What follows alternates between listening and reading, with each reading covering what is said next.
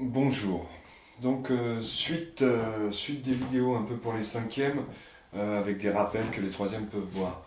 Donc là, je vais juste focaliser sur ce qu'on appelle ce qu'est un corps pur et on va aller débarquer ensuite sur les mélanges.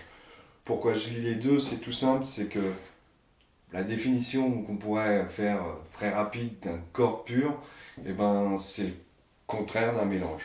Dans un corps pur, ce qu'on appelle un corps pur, c'est une matière une substance chimique qui va être composée que d'un seul type de molécule ou que d'un seul type d'atome.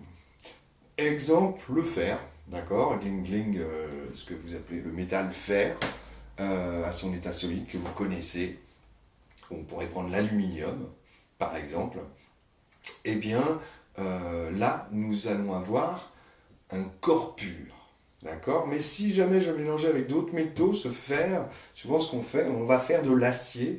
Et là, j'admets qu'on va plus appeler ça un mélange, on va appeler ça un alliage. L'alliage, c'est un mélange de plusieurs matériaux, ou plutôt de plusieurs corps purs. Le fer, alors par exemple l'acier, ça va être une composition de fer, de carbone, carbone qui est un élément chimique, C, son symbole chimique c'est C. Alors le fer c'est Fe, grand F, petit E, d'accord. Et de plusieurs choses, du chrome, du nickel, tout ça pour avoir des propriétés, en fait ce mélange aura des propriétés supérieures, c'est-à-dire l'acier, par exemple inoxydable, va ne pas rouiller, par exemple, contrairement au fer, donc c'est plus intéressant. Et puis on va pouvoir augmenter des caractéristiques telles que sa résistance ou peut-être sa résistance thermique, on va peut-être augmenter le point de fusion cet alliage. Bon, par rapport au fer.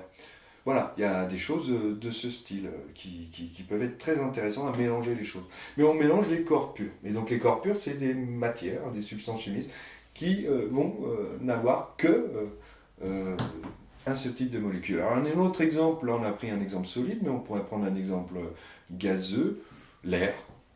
L'air est un mélange de gaz, est un mélange de corps purs. Dans l'air qui est un mélange de gaz, donc mélange de gaz. Je vais même introduire un mélange de gaz, un mélange homogène. Je définirai ensuite ce que ça veut dire. L'air, donc, c'est un mélange homogène de gaz qui est composé d'un ensemble de corps purs, du diazote, diazote qui est une molécule, un corps pur, d'accord. Plus, alors on en a 78% dans l'air, majeure partie. Ensuite, on va avoir du dioxygène, donc on va avoir 21% dans l'air, on va dire 78% de diazote. Dioxygène, alors pareil, c'est aussi un corps pur. C'est deux atomes d'oxygène liés ensemble qui forment la molécule de dioxygène, parce qu'on n'arrive pas à avoir un atome d'oxygène, il n'aime pas être tout seul, il se lie toujours avec un de ses potes oxygène pour former du dioxygène. Bon, il va se lier avec autre chose, mais en l'occurrence pour le dioxygène, ce qui nous sert à respirer en fin de compte, eh ben, c'est le dioxygène, c'est la molécule de dioxygène, c'est un corps pur. On en a 21%, et puis on va avoir de l'argon, ça c'est du gaz, argon, on en a 1%, et puis on a vraiment 0,1% de CO2 qui est le dioxyde de carbone. Dioxyde de carbone. Bon, puis on a d'autres gaz dans l'air, il y a plein de trucs qui traînent. Mais tout ça, c'est 4 corps purs qui mélangés ensemble, faisant un mélange homogène, parce que tout va se répartir en proportion dans un volume, tout va être homogène. Alors, homogène, ça veut dire quoi? Un mélange homogène, ça veut dire juste que partout que vous regardiez dans ce mélange, vous voyez la même chose. C'est ça un mélange homogène. On pourrait dire un mélange uniforme, d'accord? Si vous avez envie si vous aimez mieux ce mot. Mais nous on dit homogène, donc apprenez aussi homogène. Un mélange homogène, c'est un mélange qui ne va pas avoir de disparité, de choses différentes que vous regardez en haut, en bas, à droite, à gauche. D'accord? C'est ça un mélange homogène. Revenons-en à notre histoire de corps pur.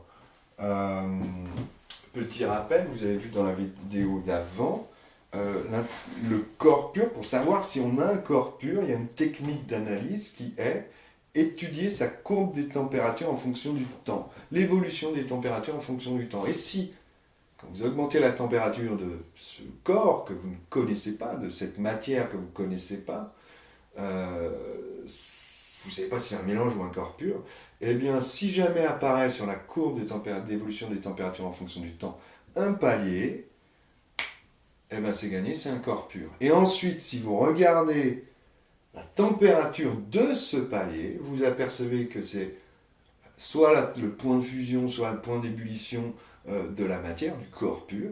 Et vous avez dans des bouquins, ou sur le net, dans des bouquins, où toutes ces constantes, en fait, sont répertoriées. D'accord? Et donc, par exemple, si le palier est à 0 degré Celsius, votre matière, c'est le point de fusion de l'eau. Donc, c'est de l'eau pure, parce qu'il y a un palier.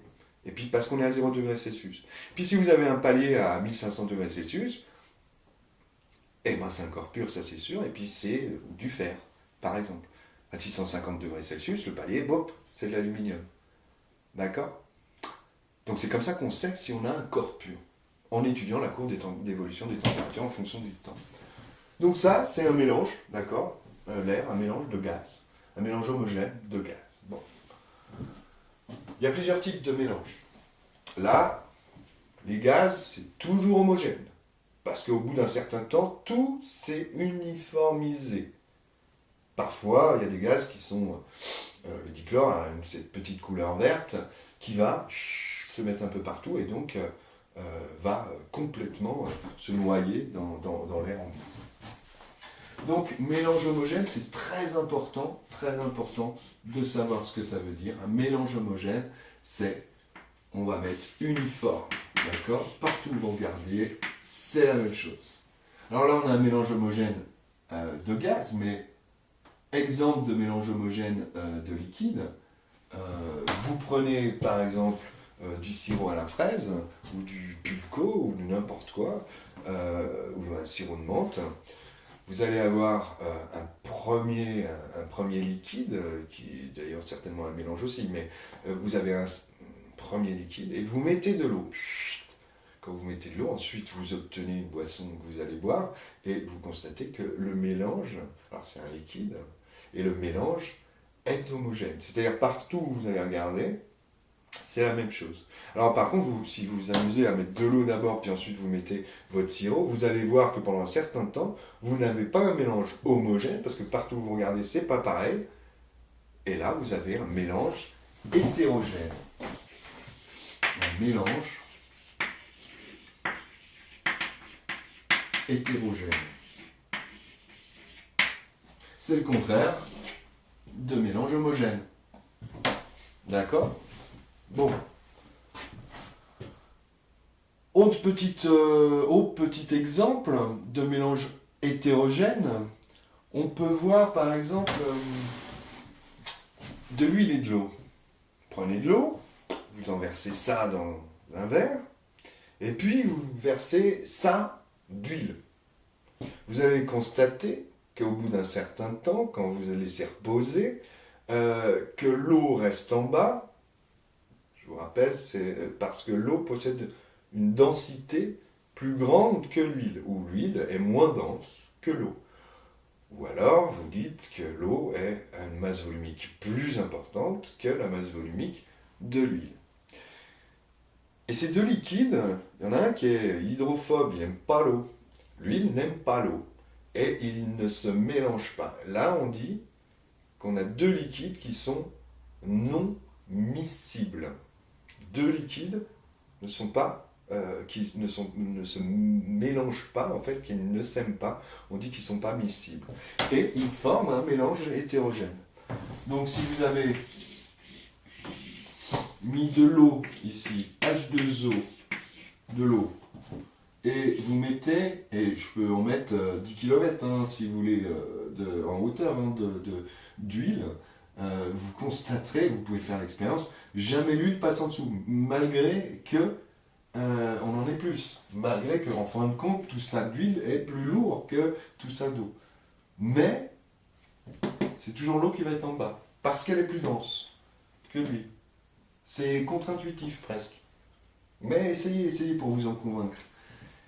Et donc ici on a de l'huile, n'importe laquelle, qui est aussi un corps pur. Il y a une molécule d'huile, bon il y a plusieurs types d'huile, on n'est pas, c'est pas le problème. Mais là on a deux corps purs qui ne se mélangent pas. Deux corps purs.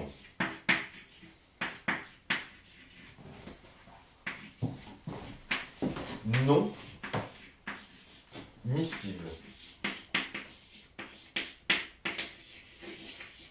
Ça ne se mélange pas. Et ces deux corps purs non miscibles, ça devient un mélange, mais un mélange hétérogène. Parce que si je regarde dans l'eau, je vois l'huile, si je regarde en bas, je vois l'eau. Donc c'est un mélange hétérogène. Tandis que ma grenadine, c'est un mélange homogène. Un autre type de mélange hétérogène. Je prends de l'eau, je mets du sable. Je prends de l'eau et je mets du sable. On constate qu'on ne voit pas la même chose partout. On a deux corps purs qui sont mélangés. On constate que le sable il va couler parce qu'il est plus dense que l'eau. Et voilà, on a une phase solide, une phase liquide, non miscible. Alors j'appelle ça des phases, ça s'appelle des phases. Là vous avez deux phases liquides, ça s'appelle comme ça. Une phase liquide, une phase solide. Et ceci, donc ça fait un mélange hétérogène. Ok? Bon. C'est tout pour l'heure par rapport à ça. Les mots importants, mélange homogène, mélange hétérogène. Un autre mot super important, c'est quelque chose de non miscible. Deux choses non miscibles, c'est deux choses qui ne se mélangent pas. Peut-être le mot important aussi, c'est le mot alliage. C'est-à-dire quand on parle de métaux et qu'on mélange des métaux, alors souvent on les mélange à l'état liquide. Tant qu'à faire, c'est plus facile de mélanger.